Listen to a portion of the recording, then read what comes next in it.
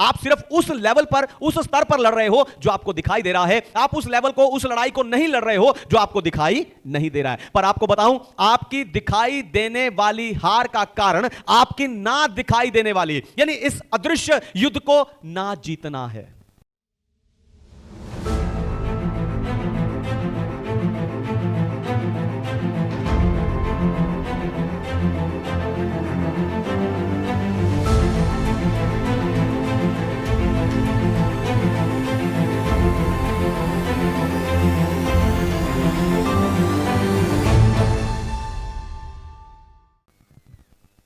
Hallelujah. तो आए आज के वचन में चलें और पवित्र शास्त्र बाइबल से हम आज के संदेश को सुने। आज का संदेश है अदृश्य युद्ध को जीतना। आज का संदेश है अदृश्य युद्ध को जीतना। तो संसार में दो तरह की लड़ाइयां होती हैं, एक जो आपको दिखाई देती है, दूसरी आपको दिखाई नहीं देती लेकिन आप उसका असर अपनी जिंदगी में महसूस करते हो। ज्यादातर लोग पहली लड़ाई लड़ते रहते हैं, यानी वो लोगों से, हालातों से, पैसे से, टेंशन से लड़ते रहते हैं। पर आपकी असली हार का कारण दूसरी लड़ाई ना लड़ना है। मैं फिर से कहता हूं, आपकी असली हार का कारण दूसरी लड़ाई ना लड़ना है। जैसे बिजली का करंट दिखाई नहीं देता लेकिन वो अपना असर दिखाता है, वैसे ही शैतान दिखाई नहीं देता लेकिन वो लगातार आपसे लड़ता है, आप पर हमला करता है। इसीलिए आज मैं आपको उत्साहित करने जा रहा हूं कि आप अपनी देखने वाली लड़ाई से ज्यादा उस अदृश्य लड़ाई को पहचाने और उसे लड़े जिसमें शैतान अपनी चाल चलता है। लेकिन उससे पहले मैं चाहता हूं कि दुनिया भर से जितने विश्वासी इंटरनेट पर और टीवी पर इस संदेश को सुनते हैं, हम जोरदार ताली से उनका स्वागत करें।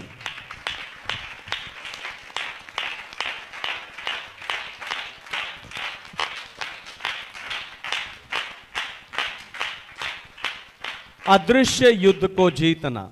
सबसे पहली बात है, अदृश्य युद्ध असली युद्ध है। अदृश्य युद्ध असली युद्ध है। मेसा निकालिए मरकुस रचित सुसमाचार उसका 5वां अध्याय और 2 वचन। Gospel of Mark chapter 5 verse 2। जब वह नाव पर से उतरा तो तुरंत एक मनुष्य जिसमें अशुद्ध आत्मा थी कब्रों से निकलकर उसे मिला। आमीन। परमेश्वर के नाम की महिमा हो। तो कुछ लोग कहते हैं कि हर चीज के पीछे दुष्ट आत्मा है, और कुछ कहते हैं कि शैतान है ही नहीं।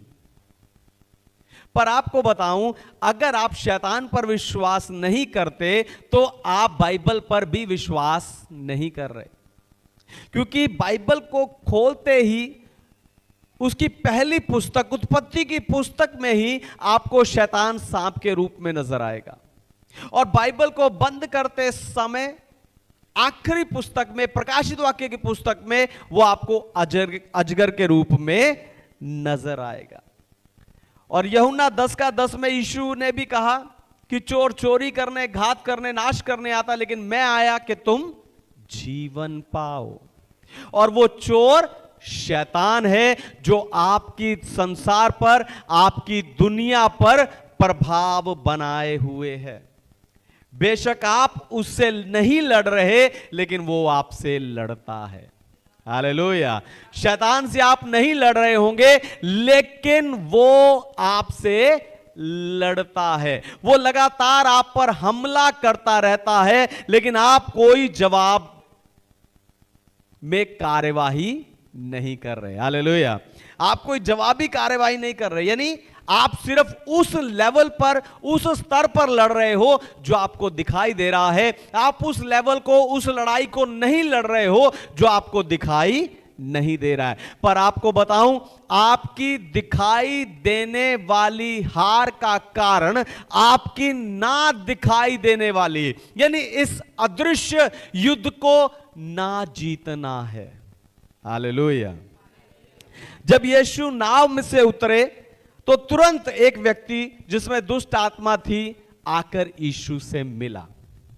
मरकुस 4 अध्याय में यीशु और चेले नाव में थे जहां वो तूफान की चपेट में आए। तो 4थे अध्याय में तूफान क्यों आया, इसका कारण हमें 5वें अध्याय में पता चलता है। शैतान नहीं चाहता था कि यीशु और चेले नदी के इस ओर आए, क्योंकि यहां एक व्यक्ति है, अगर यीशु यहां आ गया तो यीशु उसे आजाद कर देगा। यानी शैतान, यानी वो तूफान जो है यीशु को और चेलों को नाश करने के लिए नहीं था, पर इसलिए आया था क्योंकि एक व्यक्ति अपनी दुर्बलता से छूटने जा रहा था।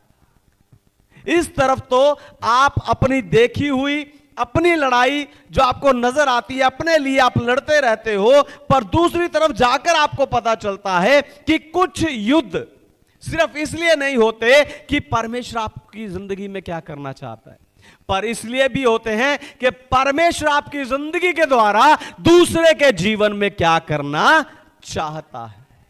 पर आपको बताऊं, आप अपने 5वें अध्याय के युद्ध को तब जीतेंगे जब आप अपने 4थे अध्याय को संभाल पाओगे। हालेलुया। दोबारा सुनिए, ध्यान सुनिए। आप अपने 5वें अध्याय के अदृश्य युद्ध को तब जीतोगे जब आप अपने 4थे अध्याय के दिखाई देने वाले तूफान को संभाल पाओगे। आप में से कई लोग अपने जिंदगी के 4थे अध्याय में होंगे। अपने आप को संभालिए। आपकी आंखों में आंसू होंगे, खुद को संभालिए। आपका मन परेशान होगा, खुद को संभालिए, क्योंकि कई तूफान तब समझ नहीं आते जब आप उनमें होते हो, लेकिन तब समझ आते हो जब आप उस तूफान से निकल जाते हो। Hallelujah, hallelujah. क्योंकि तभी आपको समझ आता है कि शैतान आपको क्यों रोकना चाहता था, और तभी आपको समझ आता है कि ना दिखाई देने वाला युद्ध ही असली युद्ध होता है। हालेलुया। दूसरी बात, शैतान आपको वहीं रोकता है जहां आप फंस सकते हो। शैतान आपको वहीं फंसाता है जहां आप फंस सकते हो। पढ़िए मरकुस रचित सुसमाचार 5वां अध्याय 3, 4 और 5 वचन। Gospel of Mark chapter 5 verse 3 to 5। वह कब्रों में रहा करता था और कोई उसे सांकलों से भी ना बांध सकता था, क्योंकि वह बार बार बेड़ियों और सांकलों से बांधा गया था। पर उसने सांकलों को तोड़ दिया और बेड़ियों के टुकड़े टुकड़े कर दिए थे, और कोई उसे वश में नहीं कर सकता था। वह लगातार रात दिन कब्रों में पहाड़ों में चिल्लाता और अपने को पत्थर से घायल करता था। आमीन। परमेश्वर के नाम की महिमा। तो वे व्यक्ति कब्रिस्तान में रहता था। आप कब्रिस्तान में रहते नहीं हो, पर कभी कभी जाते हो।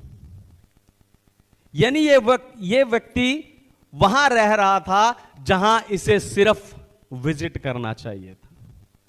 आप निराशा में जा सकते हो, पर आपको निराशा में जीना नहीं चाहिए। आप चिंता में जा सकते हो, लेकिन आपको चिंता में जीना नहीं चाहिए। पर यह व्यक्ति जहां इसे विजिट करने चाहिए था, वहीं पर इसने अपनी जिंदगी को जीना शुरू कर दिया। हालेलुया। फिर वचन बताता कि इसे सांकलों से भी बांधना मुश्किल था, क्योंकि ये सांकलों को तोड़ देता था। वो सांकलों को इसलिए तोड़ता था, जंजीरों को इसलिए तोड़ता था, क्योंकि उसे लगता था कि ये सांकलें उसे बचाने के लिए नहीं है, पर उसे सीमित करने के लिए हैं। असल में ये सांकलें, ये जंजीरें उसको उससे ही बचाने के लिए बांधी जाती थी, क्योंकि वो खुद को घायल कर रहा था। लेकिन उसे लग रहा था कि ये सांकलें जो हैं, ये जो सांकलें हैं, ये उसकी सुरक्षा के लिए नहीं है, पर ये उसे प्रतिबंध लगा रही हैं। हालेलुया। आपको बताऊं, अपनी समस्या को जड़ से खत्म करने के लिए, ध्यान सुनिए, अपनी समस्या को जड़ से खत्म करने के लिए आपको भी अपने जीवन में खुद को कई हिस्सों में सांकलों से बांधने की जरूरत है। खुद को सांकलों से बांधने की जरूरत है, क्योंकि जब आप अपने जीवन के एक हिस्से को कंट्रोल नहीं करते, तब वो आपके जीवन के बाकी हिस्सों को कंट्रोल करने लग जाता है। Hallelujah, hallelujah. तो आपको खुद को खुद से बचाने के लिए आपको क्या करना, अपने जीवन के उस हिस्से को जंजीरों से बांधने की जरूरत है, ताकि आप वापस वहां ना जाएं। और यह बांधना आपकी कमजोरी को नहीं दिखाता, पर आपकी आत्मिक जागृति को दिखाता है। आप देखो, यह व्यक्ति खुद उसे बचाने वाली जंजीरों को तोड़ता है, खुद उसे बचाने वाले लोगों को मारता है, और फिर अपने अकेलेपन के लिए शिकायत करता है। ये खुद उन लोगों से दूर भाग रहा है और खुद लोगों को दूर भगा रहा है, और फिर शिकायत कर रहा है कि मेरे साथ कोई नहीं है। फिर वचन बताता है कि खुद को जब वो घायल करता था तो चिल्ला चिल्ला कर रोता था। उसका रोना इस बात को दिखाता है कि मैं अपनी जिंदगी के साथ जो कर रहा हूं, मैं उससे तंग आ चुका हूं, क्योंकि वो खुद उस दुष्ट आत्मा से अपने आप को आजाद नहीं कर पा रहा था, क्योंकि दुष्ट आत्मा ने उसके जीवन पर पूरी तरह से कब्जा कर लिया था। हालेलुया। उसके जीवन पर पूरी तरह से कब्जा कर लिया था और उसे वहां फंसा दिया था जहां उसे सिर्फ विजिट करना चाहिए, जहां उसे विजिट करना चाहिए, उसे वहां पर रहने के लिए उसने मजबूर कर दिया।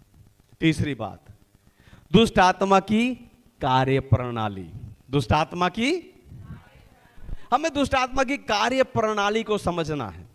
तो दुष्ट आत्माएं कैसे काम करती हैं, उनकी कार्य प्रणाली क्या है? पढ़िए मरकुस अध्याय 5 वचन 7 से 8। Gospel of Mark chapter 5 verse 7 and 8।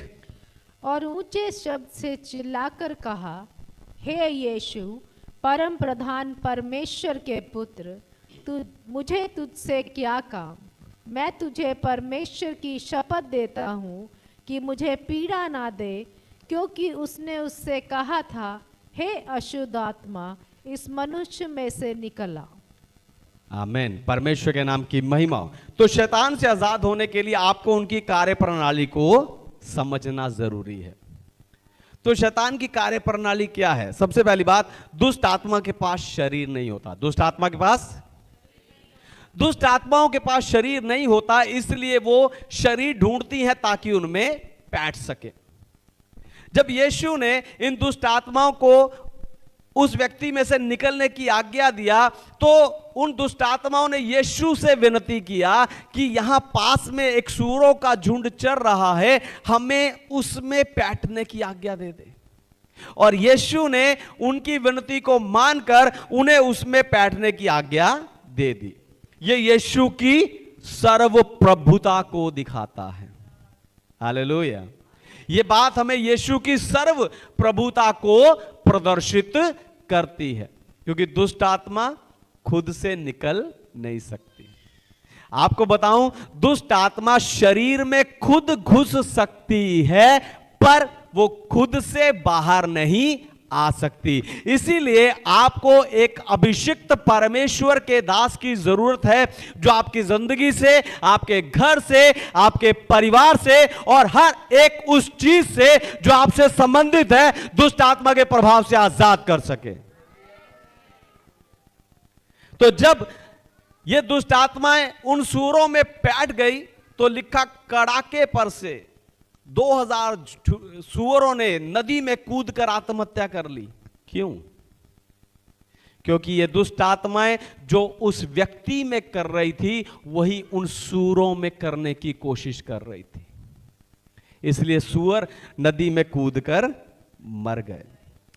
फिर दूसरी बात है, फिर दुष्ट आत्मा के पास बुद्धि और इच्छा होती है। दुष्ट आत्मा के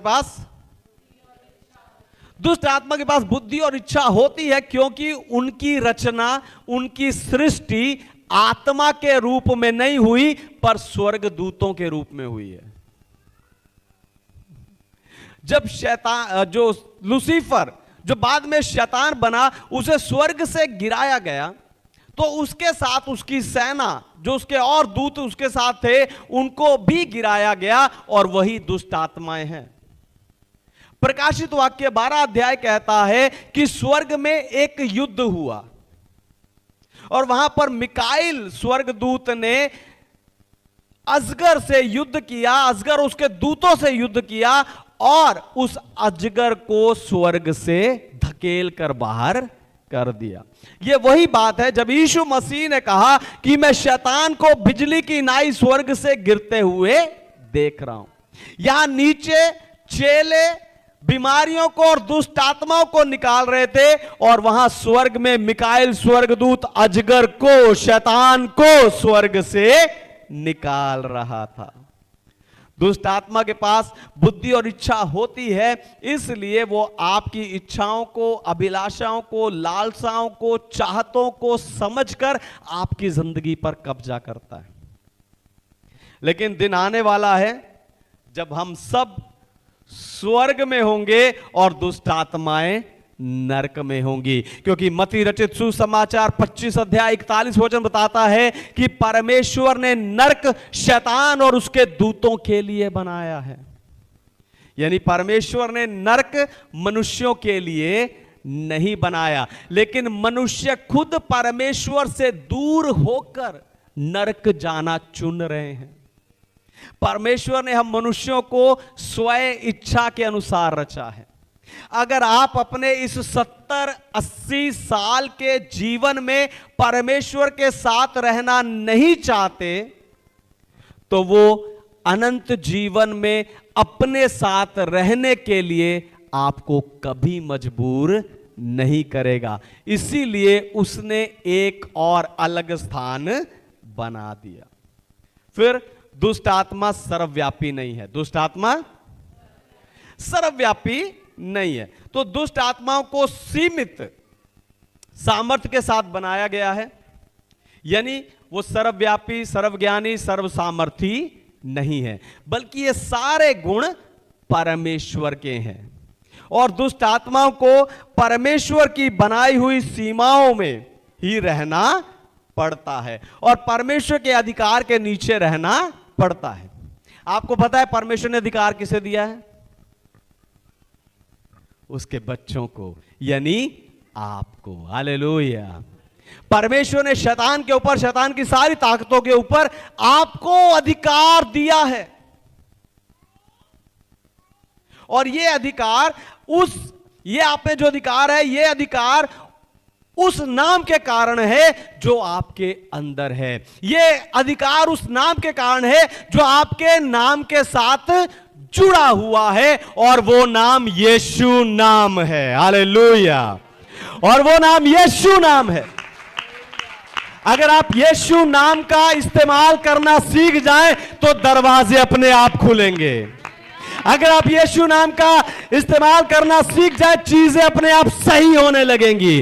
अगर आप यीशु नाम का इस्तेमाल करना सीख जाए, शैतान भागने लगेगा। इसलिए कहीं भी यह कहने से ना शर्माओ कि मैं मसीह हूं, मैं क्रिश्चियन हूं, मैं बाइबल पढ़ता हूं, मैं प्रार्थना करता हूं, मैं आत्मिक उत्साह की सभा का मेंबर हूं, मैं पास्टर समित कुमार का चेला हूं। ये कभी भी कहीं भी कहने से ना शर्माए। पर समस्या ये है कि आप प्रार्थना करते हैं लेकिन शैतान को डांटते नहीं। Hallelujah, hallelujah. मुझे उत्साह से बोलते हुए, उत्साह से डांटते हुए, उत्साह से प्रार्थना करते हुए, उत्साह से प्रचार करते हुए आपके साथ साथ इंटरनेट और टीवी पर कई लोग खुश होते हैं। लेकिन समस्या यह है कि आप प्रार्थना करते हो लेकिन शैतान को डांटते नहीं। आप वचन से सीखते हो लेकिन शैतान को बांधते नहीं। आप चर्च आ रहे हो लेकिन बंधनों को खोलते नहीं। याद रखिए, यीशु मसीह ने कहा है, जो तुम पृथ्वी पर बांधोगे वो स्वर्ग में बंध जाएगा, जो तुम पृथ्वी पर खोलोगे वो स्वर्ग में खुल जाएगा। Hallelujah, hallelujah.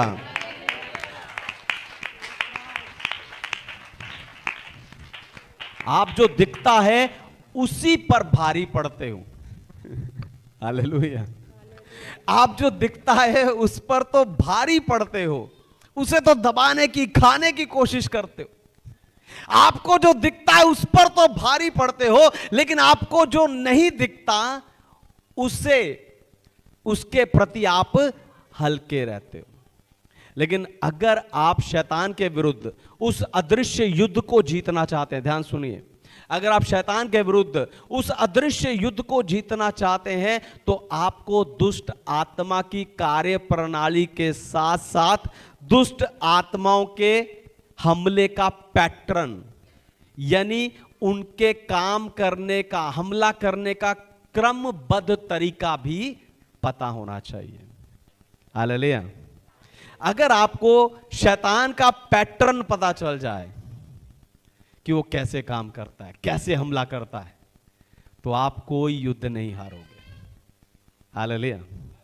इसलिए चौथी और आखिरी बात है, शैतान के हमले का क्रमबद्ध तरीका।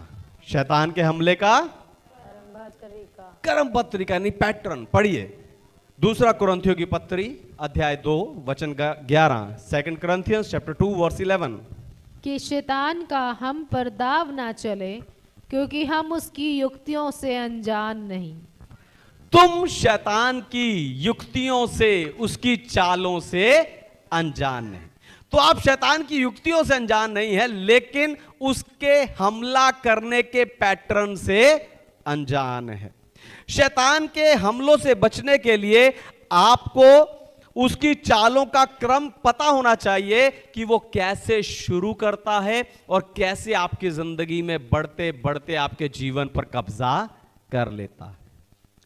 तो सबसे पहली बात है परीक्षा। सबसे पहली बात है परीक्षा। शैतान उन चीजों को इस्तेमाल करके आपको परीक्षा में डालता है जो परमेश्वर के वचन के विरोध में है। शैतान दिखाता है कि इस चीज से, इस काम से, इस बात से, इस आदत से तेरी जिंदगी अच्छी, बढ़िया हो जाएगी, आसान हो जाएगी, पर असल में वो आपके ऊपर एक और बोझ बढ़ा देता है। हालेलुया। आपको लालच देता है, परीक्षा में डालता है कि इससे आपकी जिंदगी आसान हो जाएगी, अच्छी हो जाएगी, लेकिन वो आपकी जिंदगी पर एक और बोझ बढ़ा देता है। जैसे एक व्यक्ति ने घर लिया, पर उसमें कभी सीवरेज की प्रॉब्लम, कभी पानी का पाइप ब्लॉक, कभी जो दीवार में पानी आ जाता सीलन के कारण पेंट खराब, कभी यहां की टाइल निकल गई, कभी बाहर की टाइल निकल गई। यानी उस घर ने उस व्यक्ति के ऊपर रोज की रिपेयर का बोझ बढ़ा दिया। अगर आपके जीवन में भी कोई ऐसी चीज, कोई ऐसी बात, कोई ऐसी आदत, कोई ऐसा व्यक्ति है जिसे आप आशीष समझ रहे हो, तो आज ही आपको उसे अपनी जिंदगी से दूर करना चाहिए। हालेलुया। आप उसे आशीष समझकर बैठे हो, लेकिन वो आपके लिए बोझ है, तो आपको उसे अपनी जिंदगी से दूर करना चाहिए। उसका दूसरा पैटर्न है सहभागी करना। दूसरा पैटर्न है, जब आप जाने अनजाने, ध्यान सुनिए, जब आप जाने अनजाने शैतान की दिए हुए लालच में, उस परीक्षा में फंसकर उसके सहभागी बन जाते हो। बाइबल कहती है शैतान को अवसर ना दो, यानी मौका, उसे स्थान ना दो। अगर आपने अपनी जिंदगी में खुद शैतान को मौका दिया है कि वो आपके जीवन में चोरी करे, घात करे, नाश करे, तो आपको आज ही उस सहभागिता को तोड़ना है। चाहे वो आपकी अपनी भावनाओं के साथ हो, आपकी अपनी सोच के साथ हो, या आपके अपने अतीत के साथ हो। हालेलुया। आपको उस सहभागिता को तोड़ना है, तभी आप शैतान से आजाद हो पाएंगे। तीसरी बात है बैठना। शैतान परीक्षा लेके आता है, आपको सहभागी बनाता है, फिर आप में बैठ जाता है, यानी बैठ जाता है। यह वो स्थान है जहां पर शैतान आपके शरीर को अपना निवास स्थान बना लेता है और आपके जीवन में आकर बैठ जाता है। दुष्ट आत्मा आपके जीवन में आके बैठ जाती है। ये मेरा मंदिर है, ये मेरा निवास स्थान है, वो आपके जीवन में आके बैठ जाती है। जब यहूदा इस्करियोती उसने लालच किया, वो पैसे चुराता था, पैसे का लालची था। जब उसने लालच किया तो शैतान ने उसके उस लालच का फायदा उठाया, उसको और परीक्षा में डाला, और शैतान ने उसे अपना सहभागी बना लिया और उसे यीशु और चेलों का विरोधी बना दिया। फिर लिखा कि शैतान यहूदा इस्करियोती में समाया और उसने जाकर यीशु को पकड़वाया। उसने जाकर उसे पकड़वाया। फिर चौथी जो बात है वो है प्रभुता। चौथी बात है प्रभुता। बैठने के समय कुछ चीजें आपके नियंत्रण में होती हैं, आप खुद कुछ कर सकते हो। जब दुष्ट आत्मा आप में बैठा है तो कुछ चीजें आपके नियंत्रण में होती हैं। इसीलिए सूरों ने और यहूदा इस्करियोती ने आत्महत्या कर ली, क्योंकि उनके बस में कुछ था।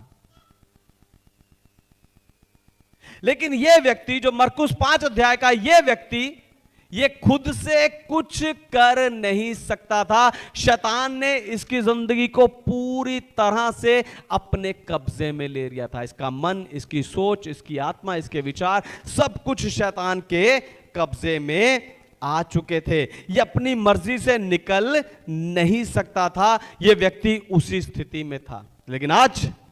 लेकिन आज हमारे बीच में यीशु है। हालेलुया। आज हमारे बीच में यीशु है, और आज यीशु वही करेगा जो उसने मरकुस रचित सुसमाचार के इस व्यक्ति के साथ किया। उसने उस व्यक्ति को आजाद किया, उसने उस व्यक्ति की बुद्धि लौटाई और उस व्यक्ति को समाज में दोबारा खड़ा किया, और आज प्रभु वही आपके साथ करेगा। आइए अपनी आंखों को बंद कीजिए।